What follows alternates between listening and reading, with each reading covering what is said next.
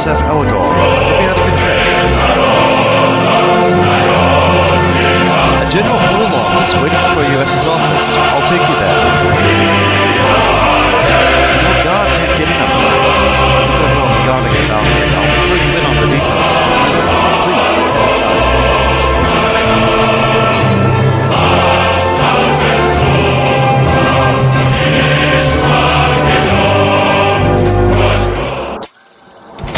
Please, follow me. This is the Presidential Palace, home of the government of the reborn coalition of Soviet nations.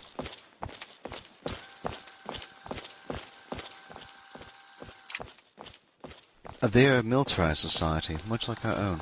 They live through an adapted version of the communist precepts.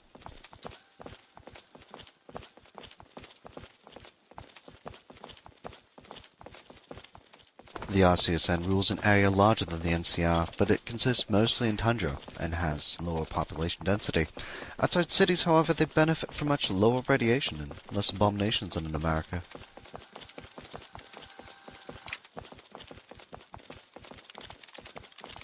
This doesn't translate in absolute safety, though.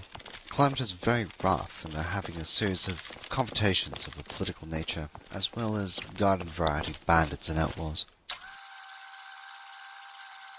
Anything you want to know before stepping in? That is one of the reasons we had to keep this a secret even from our own men. Even so long after the war, some things are still a bit taboo. However, I believe you'll understand once you talk to General Orlov. I'll wait here. He's waiting for you inside.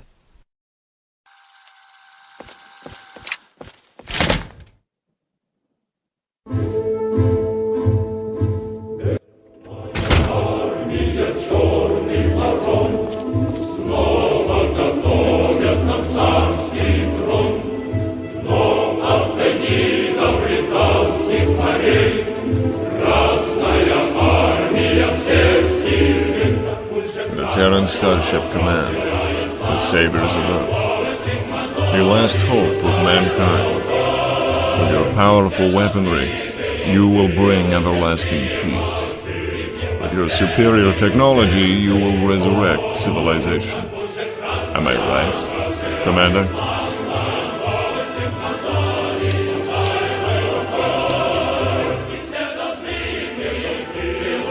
A feeling that I share.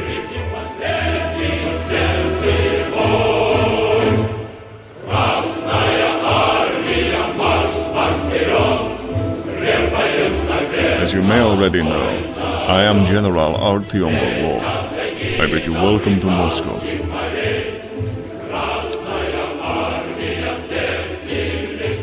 You don't receive the visit of a galactic ruler every day. I apologize for not receiving you personally. I just received an urgent matter that I had to deal with.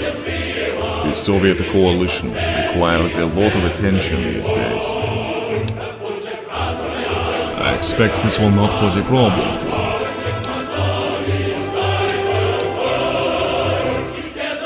you. Indeed there is. Even some new beliefs have arisen. At the remnants of Paris, they have created an art-centric society with the headquarters at the Louvre. The Vascolonian coalition has arisen in the north of Spain. They worship science, which is looked at with disdain by the ultra-humanists of the Iberian Union. And in Germany, the Teutonic Knights are at war with the Fourth Reich. Ideologies are more alive than ever. For now, it works, but it's only a matter of time before we face trouble. When you're dealing with a basic society, it's easy to maintain ideology as a rule. It can even be helpful. That's why we stuck to the communist precepts. But as society grows, change is inevitable. We've had to implement a few changes, relax the doctrine.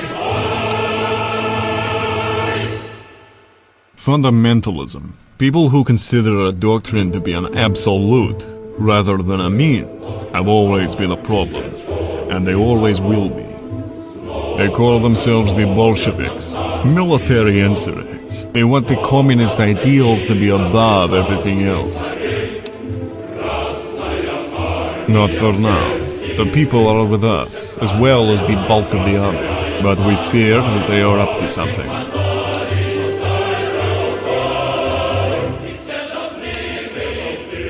Hell, you make it sound so altruistic, but we both know why you're here. Yes, the Hammerhead armor, the pride of the old Soviet army. More powerful than the American power armor, it has the strength of 100 men, and could transform a man into a juggernaut. And more importantly, it is totally, completely, and utterly useless. The Hammerhead is a perfect example of what happens to a science team if they're meddled with by an overexcited employer. They wanted to make a device that shamed the American power armor, and that they did, except for one crucial detail. So you know about these kind of things. Yes, the armor was too ahead of its time. One suit consumes as much energy in a day as this entire compound consumes in a week. Russian scientists were working on it, but the US and China unleashed hell before they could finish.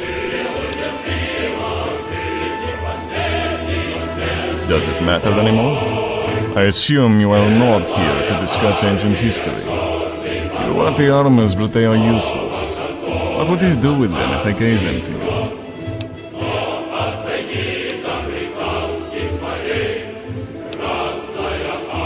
A nice euphemism for that's restricted information. Very well. But why do you need the armor so suddenly? As far as I know, you have encountered little opposition so far. I'm all ears. I understand. Such an act of cowardice cannot be easily forgiven. You have my sympathy, Commander. In any case, I have to focus on the important part now. Why would I want to help you?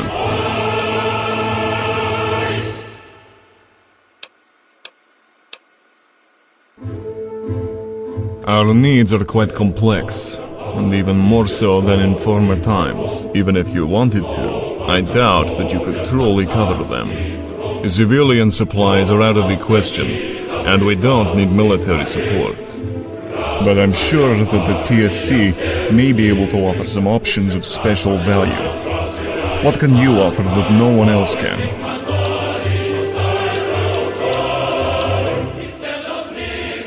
Television. Currently, we only have it in the capital. If we could extend it to the rest of the coalition. Couldn't agree more. If you can really do that, it would be useful. Yes. I will prepare a demonstration of the arms for you tomorrow morning, and we will seal the deal. A balloon. Thank you. I suppose. I will have a room prepared for your stay, and make sure it is fit for someone of your stature. I would also be honored if you would accompany us to the officers' dinner tonight. Excellent. Come with me. I will introduce you to them.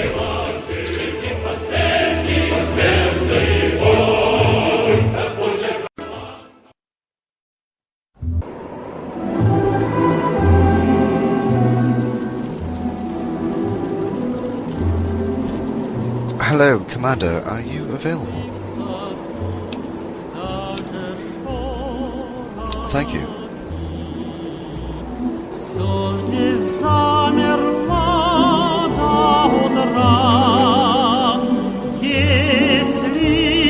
So, you were invited to the officer dinner. This is almost like making our alliance official. Did you enjoy yourself?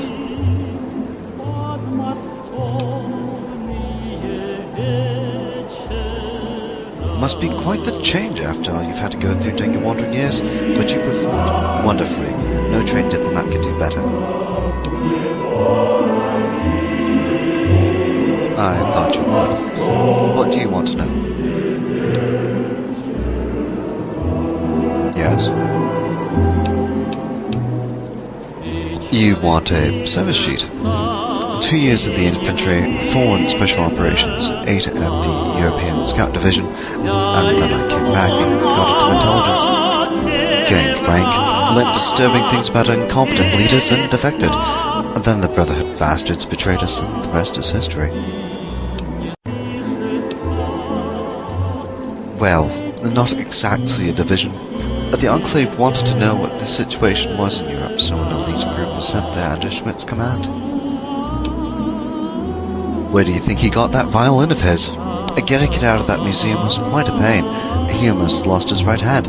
That would have been ironic. A lot of the current seraphim come from that group. Good days. Travelling, adventure. I miss it. Except for Stockholm. Oh god, that was horrible. Well, what happens in Stockholm stays in Stockholm. And now that you mention it, Vegas is growing quite popular these days. I've heard Civilian Affairs has plans to establish an embassy on the Strip. Of course. Well, what is it? What about him? He forged a name during the submarine campaign. From what I understand, we can't even imagine how that was. He also earned the reputation of a peacekeeper because of a series of successful campaigns against outlaws. Oh, and the purge of St. Petersburg. They take merit very seriously here, so he was elected Marshal by the Board of Generals as soon as the former one stepped down. The Marshal doesn't have absolute power. He needs support from the Board of Generals to last at his position. Orlov has achieved unquestionable results and has more than enough support. His detractors can't take him down by the book, hence this Bolshevik show. They want to turn the people against him, but the people have no time for nonsense. I won't say they love him, but they value his skill. Of course. What is it? Yes, of course. You've had a very long day. Sleep well, Commander.